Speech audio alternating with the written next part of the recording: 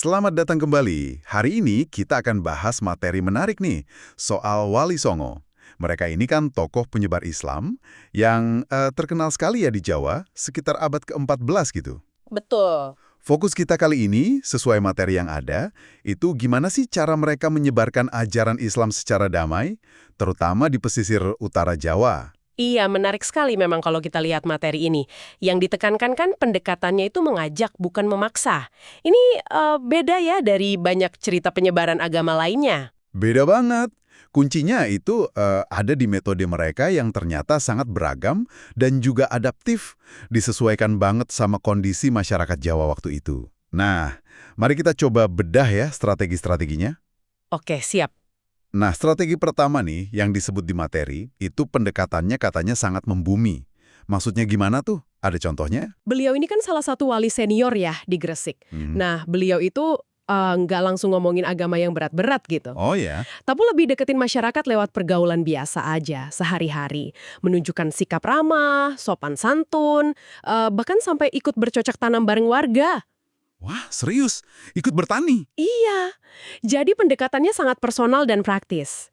Ini kan bikin masyarakat jadi nyaman dulu, percaya dulu. Buktinya ya itu, beliau berhasil mendirikan masjid pertama di Pasucinan, Manyar. Ini nunjukin pentingnya bangun kepercayaan dari bawah gitu. Wah, dakwah lewat cocok tanam. Itu, unik banget ya. Dan kayaknya nunjukin pemahaman yang dalam soal keseharian masyarakat agraris saat itu. Nah, selain pendekatan personal kayak gitu, ada nggak sih strategi yang katakanlah lebih terstruktur? Oh, tentu ada. Pendidikan itu jadi pilar penting lainnya. Contohnya Sunan Ampel di Surabaya. Beliau itu mendirikan pesantren Ampel Denta. Ampel Denta ya. Iya, itu semacam pusat pendidikan, kaderisasi gitu, buat nyetak pendakwah-pendakwah baru. Jadi ini strategi jangka panjang. Yang menarik juga, beliau ini nggak ragu loh pakai jalur politik dan juga perkawinan buat memperluas pengaruh dakwahnya. Jadi multi jalur ya. Betul. Di sisi lain, ada juga Sunan Giri di Gresik. Beliau juga fokus banget di pendidikan.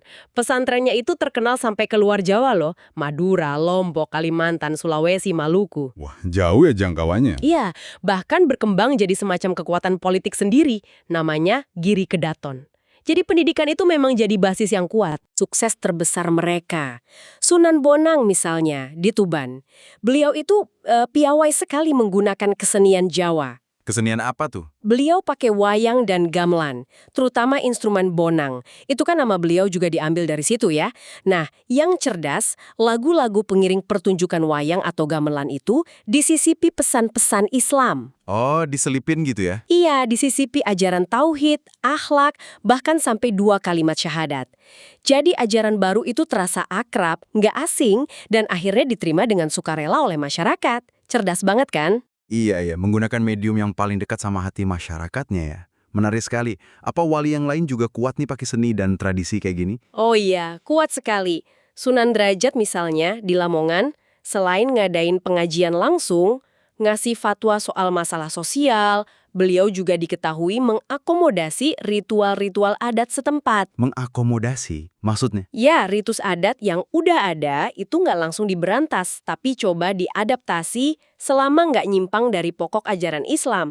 Lebih jauh lagi, kita lihat Sunan Kudus. Gimana tuh Sunan Kudusnya? Beliau kan menghadapi masyarakat yang kepercayaan Hindu, Buddha, dan animismenya masih kuat banget ya. Strategi beliau itu jelas akulturasi. Akulturasi ya? Iya, semacam pencampuran budaya secara damai. Merangkul pelan-pelan, sedikit demi sedikit memasukkan nilai Islam, bukannya memberantas secara frontal budaya yang ada. Tepat sekali. Sunan Kalijaga yang basisnya di Cirebon dan sekitarnya itu sering dianggap sebagai representasi sinkretisme yang paling kuat. Perpaduannya tuh lebih dalam lagi antara ajaran Islam dan budaya lokal Jawa. Contohnya apa aja tuh? Wah, banyak banget. Beliau pakai seni ukir, wayang kulit purwa dengan cerita yang diadaptasi, gamelan, lagu-lagu suluk yang filosofis kayak lir-ilir itu kan populer banget. Oh, lir-ilir itu dari beliau ya? Iya, diyakini begitu. Terus beliau juga sampai merancang busana muslim khas lokal, mempopulerkan perayaan sekaten dan garebek maulud untuk maulid Nabi, bahkan sampai ikut mikirin konsep tata ruang kota ideal Jawa. Ada keraton, alun-alun, terus di baratnya ada masjid. Wah, lengkap banget ya. Iya, fokusnya jelas ke rakyat jelata. bikin Islam itu terasa Jawani, terasa jadi bagian dari identitas Jawa itu sendiri. Luar biasa ya pendekatannya. Nah, terakhir nih, Sunan Gunung Jati di Cirebon. Gimana posisi beliau di antara keragaman strategi ini?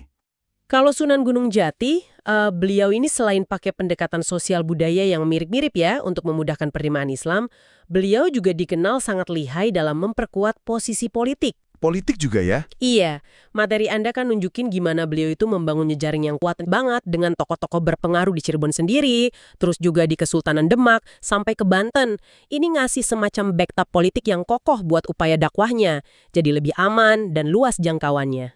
Jadi, kalau kita tarik benang merahnya nih ya, keberhasilan Wali Songo ini ternyata bukan karena satu jurus pamungkas atau satu cara aja ya? Sama sekali bukan. Justru keberhasilan mereka itu terletak pada fleksibilitasnya. Kecerdasan mereka membaca situasi lokal di tiap daerah dan komitmen mereka pada cara-cara damai. Itu kuncinya. Jadi banyak cara ya? Banyak banget. Mereka pakai semua jalur yang mungkin. Pendekatan personal yang menyentuh hati, pendidikan yang terstruktur buat kaderisasi, pemanfaatan seni budaya secara kreatif lewat akulturasi tadi, sampai ke strategi politik. Intinya itu adaptasi dan pemahaman mendalam terhadap siapa yang mereka ajak bicara. Bukan menghancurkan yang lama ya? Bukan, sama sekali bukan. Mereka tidak menghancurkan budaya lama, tapi justru menyerapnya, lalu memberinya makna baru yang sesuai dengan nilai-nilai Islam. Itu yang luar biasa. Sebuah pelajaran tentang adaptasi dan dialog budaya yang relevan banget ya sampai sekarang. Ini mungkin bisa jadi bahan renungan nih untuk Anda para pendengar, melihat bagaimana Wali Songo berhasil memadukan hal baru, ajaran Islam, dengan tradisi yang sudah mengakar kuat di masyarakat. Nah, pertanyaannya, bagaimana kita bisa menerapkan prinsip menyerap, bukan mengganti ini, dalam menghadapi berbagai gagasan baru atau perubahan di tengah masyarakat kita saat ini? Sesuatu untuk Anda pikirkan lebih lanjut. Betul sekali. Oke, sampai di sini dulu pembahasan kita kali ini. Sampai jumpa di pembahasan berikutnya.